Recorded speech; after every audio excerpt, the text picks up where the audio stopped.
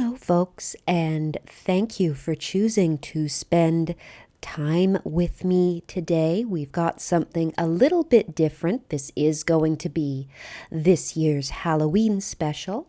But rather than, because of timings, having to put two videos out, but one right after the other, which I felt would be kind of annoying, I have decided to combine the two things that I do on this channel with the creepy stories and the unboxing. So this video is going to have both.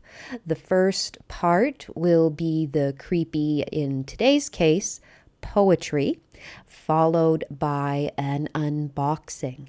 And I decided to put the poetry first so that those of you who are interested in the unboxing will also have to sit through my taste in literature. And I'm in charge here, so that is an executive decision that I can make. So that's what we're doing today. So I have two poems by Emily Dickenson. And if you don't know Emily Dickenson, she was a 19th century American poet. And she's one of these writers who was not well known in their own lifetime. They became famous and had most of their work published after death, so posthumously. Emily Dickinson was well known for being unconventional in both her writing and her lifestyle. She was quite reclusive. She lived a very, very isolated existence. She apparently wore a lot of white clothing. She never married. Most of her friendships she kept via letter writing. Towards the end of her life, she didn't even particularly like leaving her bedroom. Her poetry is also unconventional. It uses sort of atypical rhyming patterns like slant rhyme, and she also makes unconventional use of capitalization. A lot of her poems don't even have titles. The two that I'm reading today have titles. I don't know if they're necessarily her titles. One of them has a number as well, or if it's just, for ease to modern readers, titles have been given to them. But so if you've never heard of her, if you want to sort of see some of these literary eccentricities, I don't know why I'm having such trouble with that word today, in action, please feel free to look up copies of the poem, either in a book or online. They are both online, to see how they are actually written and get a feel for the way her poetry is presented visually. So our first poem by Emily Dickinson is called "I Felt a Funeral in My Brain," and in brackets the number 340. So here we go. I felt a funeral in my brain, and mourners to and fro kept treading, till it seemed that sense was breaking through. And when they all were seated, a service like a drum kept beating, till I thought my mind was going numb. And then I heard them lift a box and creak across my soul. With those same boots of lead again, the space began to toll. As all the heavens were a bell, and being but an ear, and I and silence, some strange race, wrecked solitary here. And then a plank in reason broke, and I dropped down, and hit a world at every plunge, and finished knowing then. So they're both quite short. That was "I Felt a Funeral in My Brain," which is just such a great, evocative image. I really, really like it. I actually picked that one just because I liked I liked that line. I felt a funeral in my brain. I thought it was such a great visual, and I hope you enjoyed it as well. Our second poem by Emily Dickinson, I actually came across initially not in her work, but in the work of Christopher Moore. I believe the book was A Dirty Job. If you don't know Christopher Moore, he's a contemporary author. I think he's still alive. I'd have to look, but I'm pretty sure he is.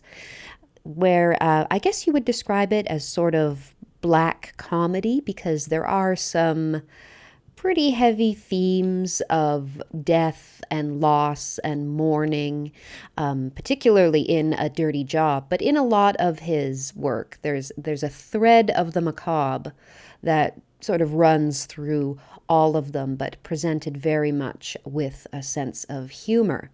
And in one of his books, the foreword, I can't remember. Maybe it was just the title page of the first chapter. I could easily solve this by getting up and getting the book, but I'm choosing not to. I'm choosing to be surprised later if I do decide to check. And it was just used as a sort of prelude into the story. And I thought it was, again, just such a great line. And I will tell you at the end of this one what it was, in particular in this piece, that I saw and loved in the Christopher Moore book. But this poem by Emily Dickinson is Because I Could Not Stop for Death. Because I could not stop for death, he kindly stopped for me. The carriage held but just ourselves and immortality. We slowly drove, he knew no haste, and I had put away my labor and my leisure too, for his civility. We passed the school where children played at wrestling in a ring. We passed the fields of gazing grain. We passed the setting sun. We paused before a house that seemed a swelling of the ground. The roof was scarcely visible, the cornice but a mound. Since then 'tis centuries, but each feels shorter than the day I first surmised the horses' heads were toward eternity. So that was Because I Could Not Stop for Death by Emily Dickinson. And the line that really drew me in was actually the first two lines of the poem. Because I could not stop for death, he kindly stopped for me. Which is, on the surface, very polite and civil, but there is a sort of undertone of something a little bit macabre and sinister. We often see death depicted as the great black-robed figure with the scythe, but because I could not stop for death, he kindly stopped for me, sort of presents an image of almost a gentleman death, sort of ferrying people to the great beyond. And I just love that idea of a very genteel, so almost gentlemanly figure of death.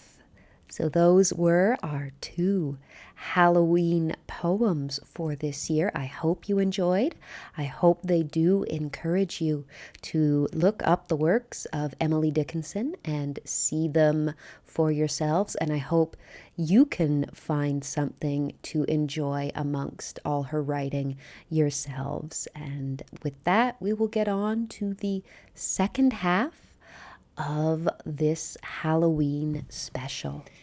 Hello, folks, and welcome to the second half of the Halloween special, where we have the Hag Swag unboxing.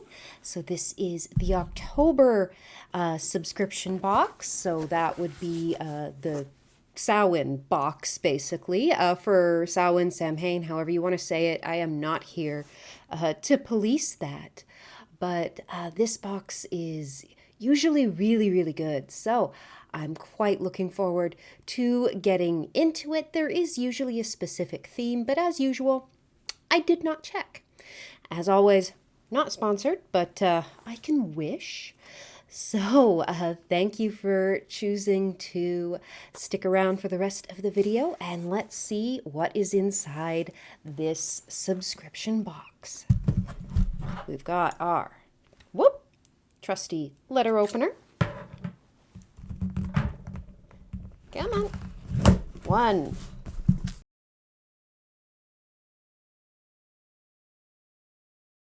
Let me just get the lid open. Ooh, lovely. So, pardon me. Well, we'll get that. This is called Rights of Samhain or Samhain. Again, I'm not going to police it. I'll probably say Samhain throughout the video, but you know, whatever. I love that image, the creepy graveyard with the spider right here. That is really cool. Pardon me, I'm just going to have some tea. Better. All right, so we've got our table of contents, list of contents, I should call it. I'll just put that to the side. What fell out? Oh, now isn't that cute? That is a very nice sticker. So that's great. I'm just going to excavate our flitters as per usual. And this is what it looks like once you've taken all those little, I know they have a proper name. I just call them flitters, but there is the inside of the box. What we have. Divination fumigation. Oh, I really like the, is that assonance? I don't know. I don't remember. I'm in the midst of a creative writing course, so I'm supposed to know the name for all of these things. I don't. But divination, fumigation, herbs. So again, on top there, we have, on the front, we have that really great image of the graveyard with the spider. Can I get it to... But you can see it's herbs, so that is really cool. Let's see how we are. I'm sure they'll tell us how we're meant to use that. Excavate a few more. I'm already reaching for the Samhain ritual candle. For a minute I thought it said ritual carol, and I thought, well, that's not impossible. It does seem unlikely, but it's definitely candle. But the reason I was drawn to this is because of the winged death's head that we have on top there. So some pretty classic grave iconography being depicted. So we'll get that open. Smells like spiced pear almost. Smells lovely. So yeah, you get the idea. We've got some herbs and bits of plant. Oh, there we go. We've got some herbs and some bits of plant sitting in there. It does smell sweet, but not cloyingly so. Not candy sweet, more fruit sweet. So very, very nice.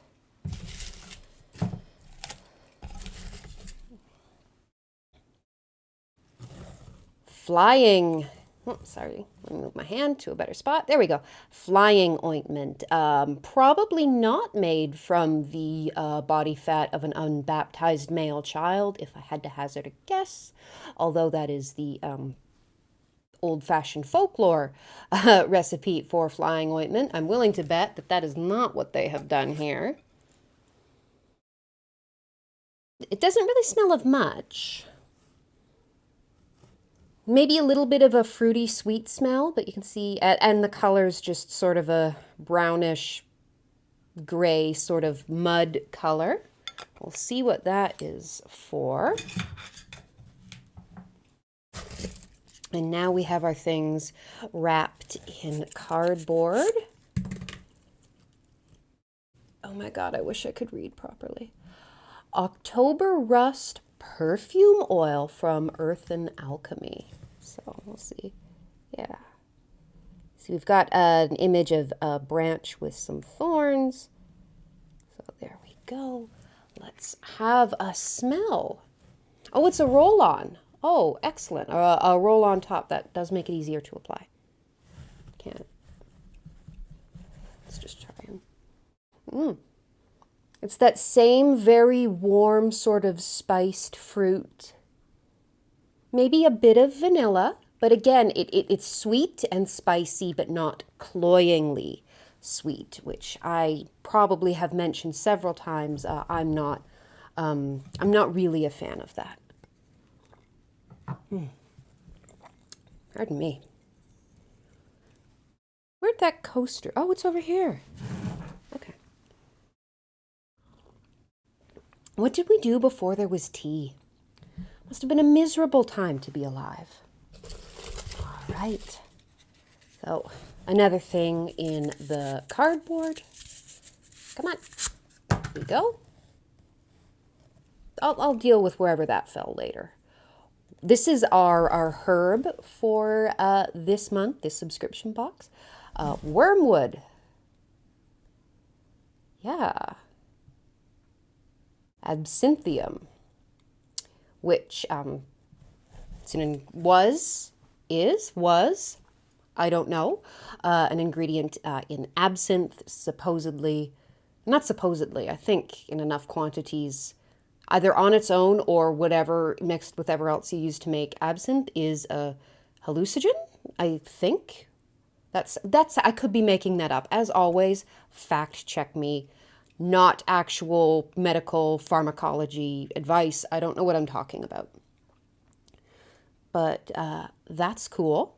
So let me know down below. Are you a fan of absinthe? I quite like it. I mean, not necessarily on its own, because it does have that very strong sort of black licorice smell. Mind you, I love black licorice. But a nice absinthe cocktail. There's one, I think it's called Death in the Afternoon, which might have been Hemingway's favorite drink. I don't remember. It's definitely associated with a famous writer. And it's champagne and absinthe. It's really good. It's definitely, if you get a chance, try it. It's very nice. But don't drink three. Don't drink three sort of one right after the other. I speak from experience. Do not do that. And we've got, pardon me, hiccup. Another thing in the cardboard. What have we got? Psychopomp altar spray. I love the word choice. The word choice is being made in this month's box. I loved divination fumigation. What a great word choice that is. And psychopomp is also, I'm just trying to get it to focus, but as usual, I'm absolutely dreadful at this. Yeah, psychopomp altar spray. Psychopomp's also just a really great word. But it is that same image, so the cemetery with the spider. Okay, we're going to have, oh, don't spray it on that hand because you've got the perfume oil on that hand. Oh, that's different. That's different than the other things in the box.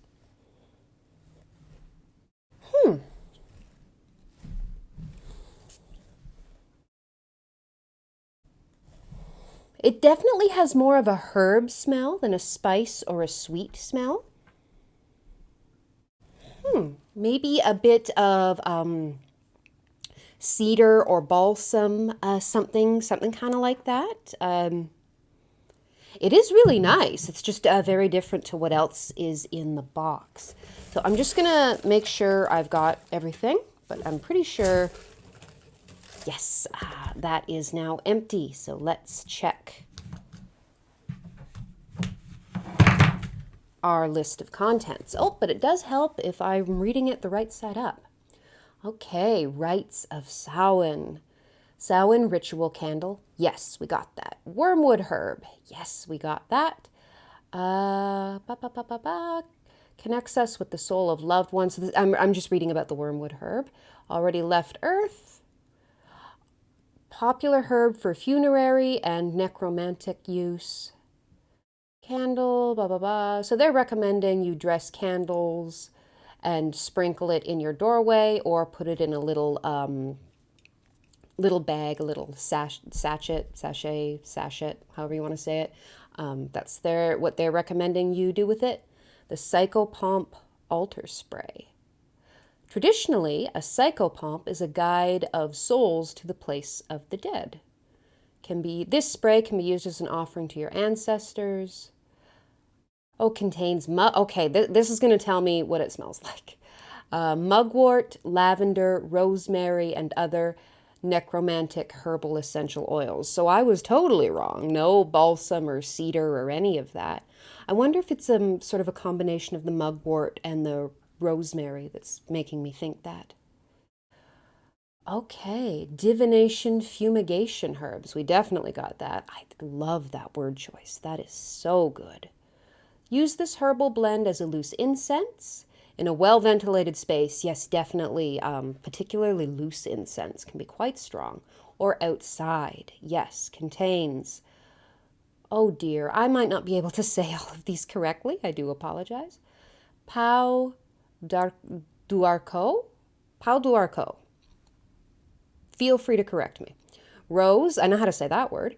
Sandalwood, and more for a powerful plant ally boost to your Samhain and ancestor rituals. Cool. Burn on charcoal or in a fire or add to candles. Never burn herbs unattended. Very sound advice. Really, you should really never burn anything unattended. I'll just say it. I feel like that's probably a safe choice. Pardon me, I've been messing around with the chair and now my back hurts, so that's fun. Flying ointment. For dream work, divination, and rituals, this salve is a maceration of traditional flying herbs such as henbane and wormwood, created in a base of olive oil, organic olive oil, and beeswax. So not the fat of an unbaptized male child, which is what we suspected. That would be a very strange thing for Hagswag to have decided to include in their subscription box. Can also be used medically to treat chronic pain and inflammation for mood elevation and sleep issues. So yes, we did get everything in our October subscription box as usual. It's all really cool. I'm quite looking forward to burning this little guy and using the flying ointment. So that should be pretty cool. I'm interested to try the flying ointment and see what effects it has, and absolutely love this. This is super, super cute. So another excellent subscription box from Hagswag. Yeah, so if this was useful for you, if you're someone who's kind of on the fence, you're not sure if sort of a subscription is worth it, I hope this video is useful for you and helps you decide. So thank you for joining me today, and I hope you and your loved ones are safe and well and have a wonderful Samhain season. And I hope we can spend a bit of time together again very soon. So, goodbye, folks, and I hope to see you again soon.